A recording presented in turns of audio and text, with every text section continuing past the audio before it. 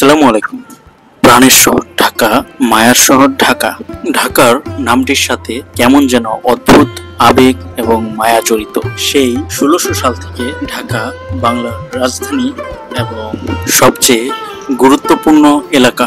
ঢাকা শুধুমাত্র একটি শব্দ বা একটি নাম নয়, এটি আমাদের আবেগের প্রতিচ্ছবি। কিন্তু দুঃখজনক হলেও সত্যি, সেই ঢাকার গৌরব ঐতিহ্য আজ কিছুটা হলেও বিলুপ্তির পথে।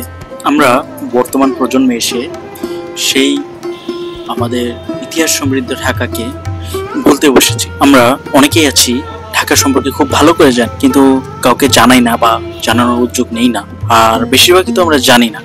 এই জন্য আমার ক্ষুদ্র প্রয়াস আমাদের গৌরব উজ্জ্বল ইতিহাস সমৃদ্ধ ঢাকাকে আপনাদের মাঝে তুলে ধরার। ইনশাআল্লাহ চেষ্টা করব ঢাকার প্রতিটি গুরুত্বপূর্ণ স্থাপনা ও ঐতিহ্য ইতিহাস আপনাদের মাঝে তুলে ধরার। এরই ধারাবাহিকতা ছোট্ট একটি পর্ব তৈরি করেছি ঢাকার বুড়িগঙ্গা নদীকে নিয়ে। আমরা সবাই জানি যে বুড়িগঙ্গার পানি বেশ কালচে এবং দুর্গন্ধযুক্ত, কিন্তু অতি সাম্প্রতিক সময়ে আপনারা জেনে থাকবেন যে বুড়িগঙ্গার পানি কিন্তু আগের মতো দুর্গন্ধ ছড়াচ্ছে না।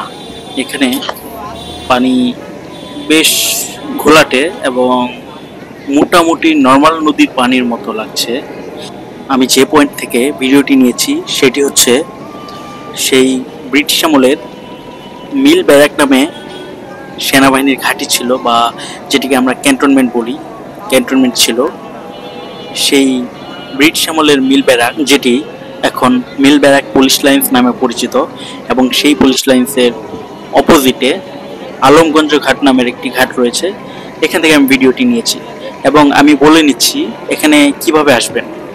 যারা পুরান ঢাকায় আছেন তারা তো হেঁটে বা রিক্সায় করে আসতে পারবেন, আর যারা নতুন ঢাকা থেকে আসবেন তারা বাসে করে সদরঘাট, সায়দাবাদ কিংবা যাত্রাবাড়ি যেখানেই নামুন না কেন, প্রত্যেকটি পয়েন্ট থেকেই এখানে রিক্সা দিয়ে খুব সহজেই আসতে পারবেন। আর যদি আপনারা শুক্রবারে আসেন তাহলে কিন্তু অনেক ভিড় থাকে এবং দাঁড়ানোর জায়গা থাকে না বললেই চলে। কিন্তু আপনারা যদি নদীর এমন সৌন্দর্য উপভোগ করতে চান তাহলে কিন্তু অবশ্যই এখানে আপনাকে আসতে হবে। তো যেটা নিয়ে কথা বলছিলাম, আজকের মূল টপিক। একটি সময় ছিল অতি প্রাচীনকালে যখন বুড়িগঙ্গার পানি কিন্তু অনেক পরিষ্কার ছিল এবং সাধারণ নদীর মতো ছিল, কিন্তু বর্তমানে কারখানা হওয়াতে এবং অতিরিক্ত দূষণের কারণে পানি কিন্তু কালো এবং দুর্গন্ধযুক্ত হয়ে গিয়েছিল।